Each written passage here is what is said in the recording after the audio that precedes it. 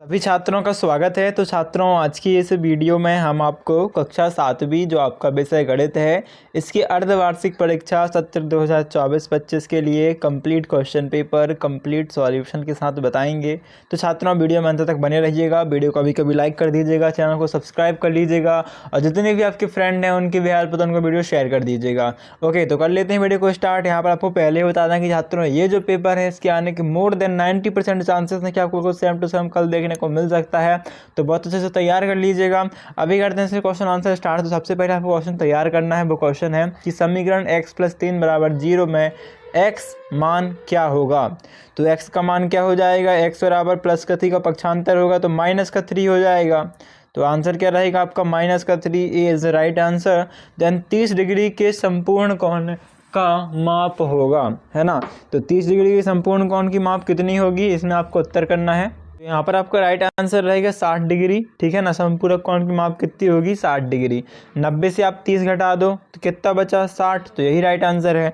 फिर P में 7 जोड़ने के लिए व्यंजक, तो P में 7 जोड़ोगे तो P + 7 इज द राइट व्यंजक। ओके, देन एक षटभुज में भुजाओं की माप, तो षटभुज में 4, चतुर्भुज में 4, तीनभुज में 3, पंचभुज में 5। ओके, निम्नलिखित में से त्रिविमीय आकार नहीं है। तो गोला का त्रिविमीय आकार नहीं होता, पिरामिड गोलाकार होता है, घन भी, चतुर्भुज भी पिरामिड आकार के हो सकते हैं, त्रिविमीय आकार के, लेकिन गोला जो है वो त्रिविमीय आकार का नहीं हो सकता।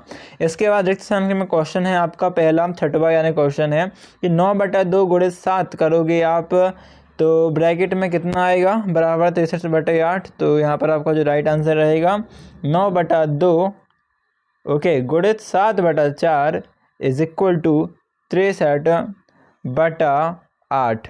ओके, देन आपका नेक्स्ट क्वेश्चन है कि सबसे बड़े और सबसे छोटे परीक्षण का अंतर तो पारस कहलाता है। त्रिभुज के 2 भुजाओं का योग तीसरी भुजा के बराबर होता है। वृत्त में अनंत सममित रेखाएं होती हैं। और भारतीय गणितज्ञ जिन्होंने सूत्र दिया उनका नाम स्वामी भारती कृष्ण तीर्थ था। 11वां क्वेश्चन है एक ऐसा ऋणात्मक पूर्णांक युग्म लिखिए जिसका अंतर 8 हो। तो इसका अतिरिक्त प्रश्न का उत्तर देख लेते हैं। तो यहाँ पर से आप देख सकते हो, तो ये आपका -2 और -10 को जब माइनस करोगे तो माइनस माइनस प्लस हो जाएगा। तो -2 और +10 आपका हो जाएगा 8। ओके, ये राइट आंसर रहेगा। इसके बाद है आपका अगला क्वेश्चन कि 4/9 का भाग करो 2/3 से, तो कितना मान आएगा, मान ज्ञात करना है। तो गणना करोगे आप तो 4/9 - 2/3 को हल करने के लिए हमें समान हर पर लाना होगा, यानी कि दोनों का हर समान करना होगा। तो 4/9 और 2/3 का समान हर 9 है। ओके, तो 3 का 3 को मल्टीप्लाई 3 से कर देंगे तो 9 हो जाएगा आपका।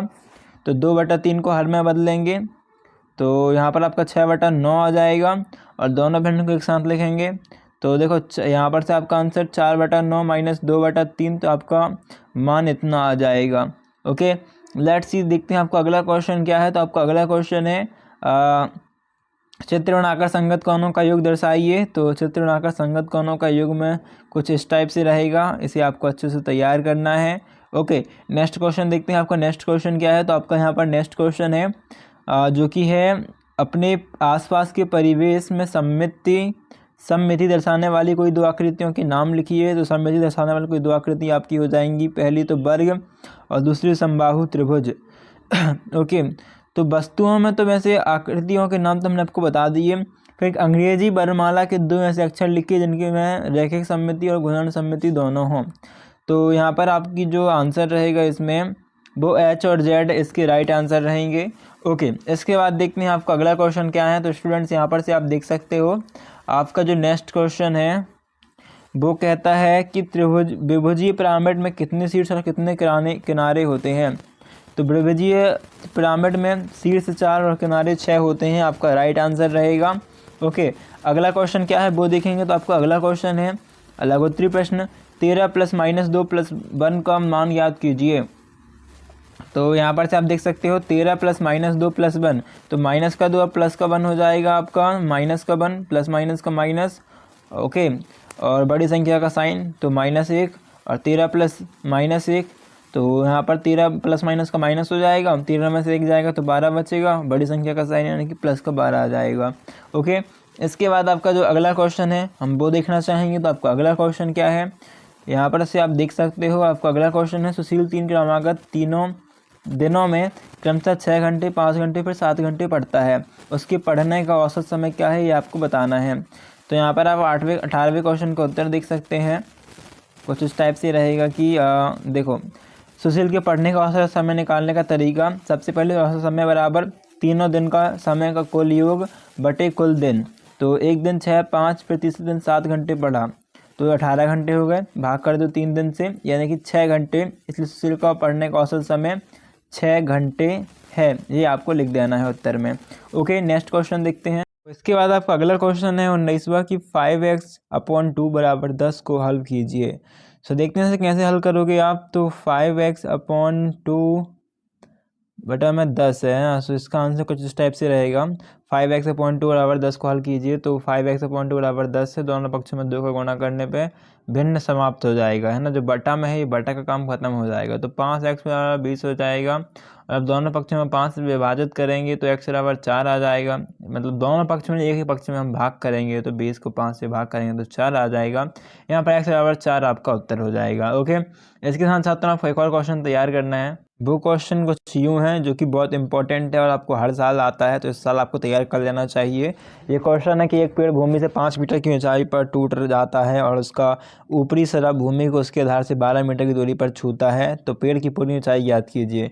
तो इसमें छात्रों आपको कुछ इस टाइप से डायग्राम बनाना होगा कि मान लो एक पेड़ था 5 मीटर का, है ना, इसका आधार है 12 मीटर दूर की, इसका जो है ऊपरी सिरा भूमि को उसके आधार से 12 मीटर की दूरी पर छूता है, तो इसका आधार ये हो गया 12 मीटर का और ये ऊपरी सिरा यहाँ तक था मान लो, तो यहाँ से वो यहाँ से टूटा, डी पॉइंट से टूटा, ठीक है। ए भी एक मान लो 5 मीटर का क्या था, ऊंचाई का पेड़ था, वो डी पॉइंट से टूटा और आधार से 12 मीटर दूर जाके यहाँ पर टच हुआ, तो ये हमारा जो पॉइंट मिला ये पेड़ का यहाँ तक गिरा, मतलब ये हमारा पेड़ टूट के गिरा हुआ है ना। तो ये क्या बन रहा है, त्रिभुज बन रहा है। तो इसमें हम पाइथागोरस त्रिक लगाएंगे कि माना पेड़ की ऊंचाई ए बी है, ये देखो ए वी है, माना पेड़ की ऊंचाई ए बी है, और त्रिभुज बी सी डी में पाइथागोरस प्रमेय लगाने पर सी डी यानी कि हमारा सी डी क्या है, यहाँ पर से देख सकते हो कर्ण है, कर्ण का इसको सूत्र क्या होता है, कर्ण का स्क्वायर बराबर लंब का स्क्वायर प्लस आधार का स्क्वायर।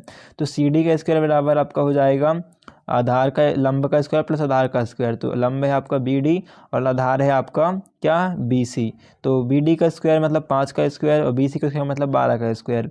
तो आपका बी डी का स्क्वायर यानी 5 का स्क्वायर हो जाएगा 25 और 12 का स्क्वायर 144। तो सी डी बराबर कर्ण बराबर क्या हो जाएगा आपका, प्लस करोगे तो 169 और स्क्वायर को जब आपको हटाओगे और इसमें लगाओगे रूट ओवर तो ये 13 का आपका स्क्वायर बन जाएगा। ओके, 13 13 169। सो यहाँ पर आपको सी डी मिल चुका है। सी डी कितना है, 13 मीटर। अब देखो C D is equal to A D है, कैसे, ये देखो ये सी डी हमारा इक्वल टू है ए डी के, क्योंकि जितना ये पोर्शन हमारा टूटा है वही तो यहाँ गया है ना, ये जो टूटा है वही तो यहाँ गिरा है। तो हम मानेंगे यहाँ पर C D is equal to A D, तो ए डी की वैल्यू भी 13 मीटर हो जाएगी क्योंकि सी डी की वैल्यू 13 डी है। तो ए बी बराबर A D plus D V, A D plus D V यानी कि 13 + 5 बराबर 18 मीटर पेड़ की पूरी ऊंचाई हो जाएगी, ठीक है। तो 13, ये तो हमें पता ही 5 ही है, अब इतनी ऊंचाई हमको मिल गई, ये 13 है, तो ये आपकी 13 + 5 18 ऊंचाई हो जाएगी, आपको तैयार कर लेना है। ओके, नेक्स्ट क्वेश्चन देखते हैं आपको नेक्स्ट क्वेश्चन क्या तैयार करना है। तो छात्रों आपको नेक्स्ट क्वेश्चन जो तैयार करना है वो कुछ इस टाइप से है कि देखो क्वेश्चन है आपका, ये क्वेश्चन है आपका नीचे दी गई आकृति में x और y का मान ज्ञात कीजिए। तो यहाँ पर x और y का वैल्यू आपको फाइंड करनी है, तो ये आप खुद से सॉल्व करना, वैल्यू इस टाइप से आएंगी। ओके, इसके अलावा एक क्वेश्चन और समीकरण आपको सॉल्व करवा देते हैं। समीकरण आपको इस टाइप से तैयार करना है, 5x/2 बराबर 10 को हल कीजिए। तो दी गई समीकरण 5x/2 बराबर 10 है, तो दोनों पक्षों में 2 से गुणा करेंगे ताकि भिन्न समाप्त हो जाए। तो बस 10 में आपको ये जो यहाँ पर भाग में है पक्षांतर होगा, है ना, तो 10 दूनी 20 हो जाएगा। तो 5x बराबर कितना आ जाएगा, 20। अब देखो x बराबर कितना हो जाएगा, x बराबर 20/5, क्योंकि ये गुणा में है तो यहाँ पर जाके भाग में आ जाएगा। तो x बराबर 4 आपका उत्तर होगा। इस प्रकार से सॉल्व कर लेना है। एक क्वेश्चन और तैयार करोगे, इसके बाद आपका जो क्वेश्चन क्या है वो देखते हैं। तो आपका क्वेश्चन है यहाँ पर कि एक पासे को फेंकने पर 5 आने की प्रायिकता क्या होगी। तो क्या होगी ये देख लेते हैं इसका उत्तर। ये आपको देखो एक पैसे को भागने में 5 आने वाली कुल संभावनाएं, तो देखो एक पैसे में 6 तक अंक होते हैं, तो 6 में से कोई भी आ सकता है। तो प्रायिकता के सूत्र के अनुसार अनुकूल परिणामों की संख्या 6 हो जाएगी और कुल परिणाम हमको 1 लाना है ना, 5 बस लाना है, तो 1 परिणाम लाना है, तो 1/6 आपका उत्तर हो जाएगा। इसके साथ साथ क्वेश्चन और तैयार करना है। क्वेश्चन कुछ इस प्रकार है कि एक नगर की जनसंख्या 2500 से घटकर 24,500 रह गई है, घटने का प्रतिशत ज्ञात कीजिए। देखो जनसंख्या घटना प्रतिशत क्या हो जाएगा, जनसंख्या में कमी बटे कुल जनसंख्या गुणा 100। तो यहाँ पर जब ये सॉल्व करोगे आप पूरी वैल्यू रखोगे तो आपका उत्तर 2% आ जाएगा। ओके, अगला क्वेश्चन देखना चाहते हो आपको क्या तैयार करना है। तो छात्रों आपको यहाँ पर अगला क्वेश्चन आता है। अगला क्वेश्चन कुछ इस प्रकार से है कि जो ही एक वॉशिंग मशीन 13,500 में बेचने पर 20% हानि उठाती है, उस मशीन कितने रुपए खरीदी थी, ये तैयार करना है। एक क्वेश्चन ये तैयार करना है और ये 25वां और ये 26वां, ये आपको सभी क्वेश्चन तैयार कर लेना है। ओके, तो मिलते हैं नेक्स्ट वीडियो पे। जब तक के लिए don't forget to like share and subscribe. Thanks for watching.